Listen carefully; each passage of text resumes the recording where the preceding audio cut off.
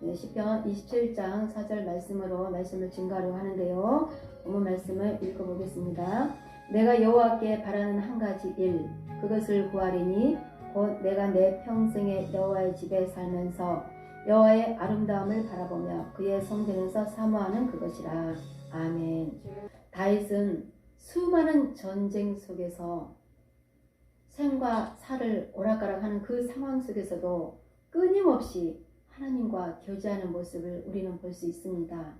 어떠한 상황 속에서도 하나님은 나의 빛이요 나의 구원자이시며 나의 생명이라고 그렇게 고백하며 어떠한 상황 속에서도 하나님을 포기하지 않고 잊어버리지 않고 어떠한 상황 속에서도 하나님을 사랑하는 마음을 표현하며 그 광야 가운데서도 하나님을 사랑하며 말씀 찬양과 기도로 승리하는 것을 우리는 볼 수 있습니다. 오늘 말씀을 보니까 내가 하나님께 바라는 일 한 가지가 있다고 합니다.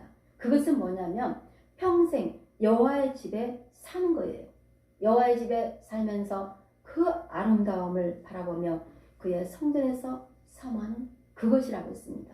그것은 무엇일까요? 곧 하늘 지성소를 사모하는 것입니다. 다윗이 사모하는 것은 하나님을 향한 그 마음, 갈망하는 그 마음, 곧 하나님께서 우리에게 임하시면 하늘 지성소가 임하는 것인데 다윗에게 곧 하늘 지성소가 임해서 그 하늘 지성소 안에서 하나님이 원하는 그런 모형으로 이 세상을 살면서 하나님이 원하시는 것들을 살고자 하는 그런 갈망 속에서 이런 기도를 하지 않았을까요? 다윗 시대를 한번 볼까요? 다윗은요 왕이 되자마자 기럇 여리람성에 있던 그 법궤를 옮기게 되죠. 그때 옮길 때 소가 갑자기 날뛰는 거예요. 그래서 웃사가 그 법궤를 잡자마자 그 즉시 죽죠. 그 이유는 무엇이냐면 오직 법궤는 레인만 붙잡을 수 있는 거였어요. 그 레인이 아닌 다른 사람들이 붙잡았기 때문에 죽었던 것입니다.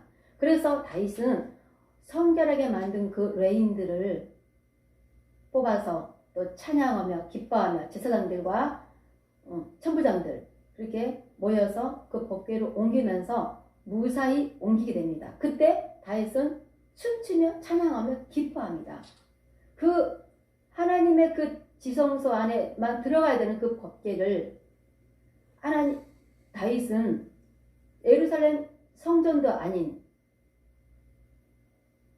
장막에 두게 됩니다. 어찌 생각하면은 하나님의 법도에 의하면 그 법궤를 지성소에 놔야 되는데 장막에 놨기 때문에 쳐서 어떻게 보면 죽을 수밖에 없지만 하나님은 그러한 다윗을 보고도 죽이지 않고 너무나 기뻐하고 너무나 하나님과 함께 즐거워하는 것을 볼 수 있습니다. 그것이 곧 다윗의 장막인데요. 그것이 어찌 보면 하늘 지성소인지도 모릅니다. 어찌 보면 다윗이 그렇게 사모하고 다윗이 그렇게 원하고자 했던 삶이 그러한 삶 아닐까요? 다윗은 이렇게 통일 왕국을 이루고 하나님 나라를 이루면서 솔로몬 초반 때까지 이렇게 법궤를 다윗 장막에 놓고서 춤을 추며 찬양하며 노래합니다. 하나님께 영광을 돌리면서 하나님의 영광 안에 깊이 들어갑니다.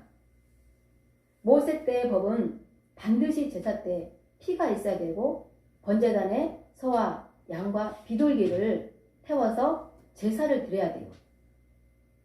그런데 다윗의 장막 때 이 드렸던 찬양과 경배와 하나님께 들어가는 그 영광 안에 들어가는 그 행위적인 이 예배는요 번제단이 없어요. 소와 양과 비둘기가 죽어서 태워지고 피를 뿌려야 되고 그런 것들이 없단 말이에요. 오직 하나님의 기쁨과 하나님의 즐거움에 참여하며 하나님의 영광 안에 깊이 들어가며 하나님의 이 하늘 지성소를 삼하는 그런 하늘 예배였던 것입니다. 과연 우리는 이 땅에 수많은 하나님을 믿는 그리스도인이 많고 하나님을 믿는 이런 교회가 많이 있습니다. 또 하나님이 임재하기 원해서 또 큰 예배당을 짓고 수많은 돈을 들여서 은행에 대출을 수없이 많이 대출해서 큰 예배당을 짓습니다. 과연 그 큰 예배당에 살아계신 하나님이 그것에 임재해 있을까요? 우리가 하나님이 원하는 그 하늘 예배를 드리지 못하는데 하나님께서 기뻐하면서 그것에 임재할까요? 우리는 비록 성도가 없는 개척교일지라도, 비록 돈이 없는 그런 자일지라도, 약하고 무력하고 병든 자일지라도 하나님이 기뻐하고 원하는 하늘 예배를 드렸을 때 천군 천사가 이곳에 임하고 하나님께서 기뻐 받으시고 하늘에 지성소가 열리며 하나님과 교통하고 교제하는 그런 역사가 일어날 줄 믿습니다. 다윗은요 4,000명의 레인을 뽑습니다. 24시간 동안, 24시간이 뭐죠? 하루 온종일을 24개의 팀으로 구성되어서 그 팀들이 계속 올라가서 찬양과 경배를 올리면서 하나님께 영광을 올려드립니다. 이 땅에 하나님을 믿는 모든 백성들이 이제 기도하는 것들, 이제 예배 드리는 그런 모습들이 이제는 변화되길 원합니다.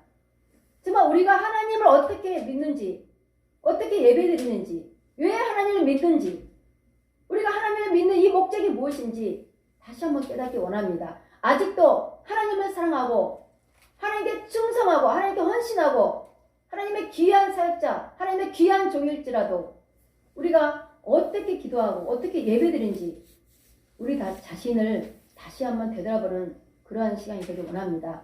내가 원하고 내가 바라는 그러한 기도들이 많이 있습니다. 하나님 뭐 해주세요? 이거 해주세요? 저거 해주세요? 나 이거 하렵니다. 저거 하렵니다. 이제는 내가 요구하는, 내가 원하는 그런 기도를 내려놓고요. 말씀 찬양, 말씀 기도를 하면서 하나님이 나에게 요구하는 것이 무엇인지, 하나님의 마음을 알고, 하나님의 의도를 알고, 하나님의 지혜를 받고, 성령을 받고, 성령이 지시하는 대로 우리가 움직이며, 성령이 지시하는 대로 우리가 순종하며 나아가는 그런 그리스도인들이 되기 원합니다. 아멘, 할렐루야! 예, 사도 요한이 보았던 하늘 지성소가요, 계시록 4장에서 5장에 나옵니다.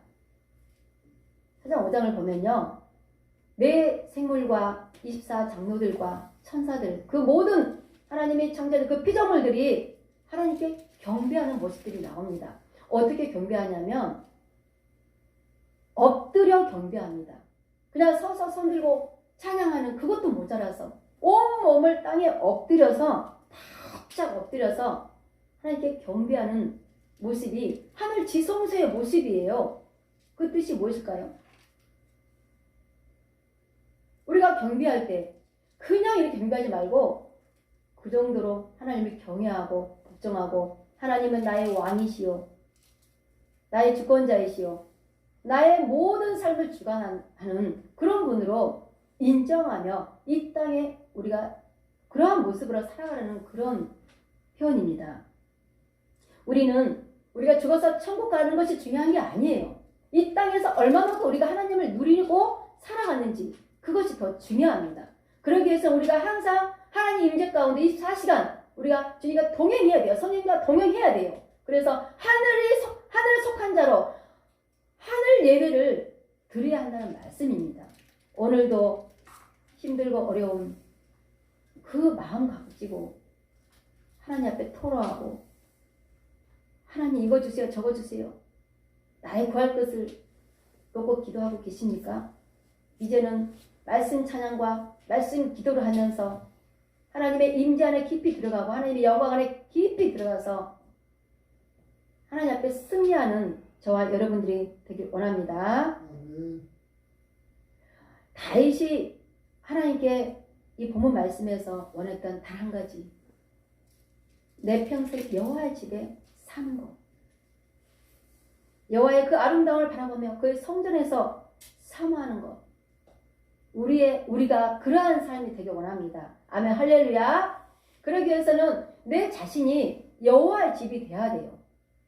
교회만 여호와의 집이 아니라 내 자신이 24시간 여호와의 집이 되었을 때 우리가 복음을 전할 수 있고 이방인들이 돌아오고 모든 민족들이 하나님께 돌아와서 이 땅의 모든 백성들이 주님을 찬양하는 그런 역사적인 구원의 역사가 일어나는 것입니다. 우리 대한민국 킹덤의 나라가 되길 원합니다. 정치인들과 대통령이 다스리고 통치하는 그런 킹덤이 아니라 킹덤, 곧 왕이 다스리는 나라. 왕은 누구예요? 왕은 하나님입니다. 하나님께서 이 대한민국을 다스리시고 통치하실 때 곧 대한민국도 킹덤이 된다는 뜻입니다. 저와 여러분, 정말 하나님 앞에 우리의 마음을 내려놓으십시오. 우리의 기도를 내려놓으십시오. 내가 요구하는 것들 내려놓으십시오. 말씀 찬양과 말씀 기도하면서 하나님 앞에, 하나님의 영광 앞에 깊이 들어가기만 한다면 하나님께서 모든 것을 이루시고 우리를 통해서 일하시고 우리를 통해서 열매 맺으며 하나님께 영광 돌릴 수 있는 저와 여러분들이 될 줄 믿습니다. 찬양하고 가며 말씀을 마치겠습니다.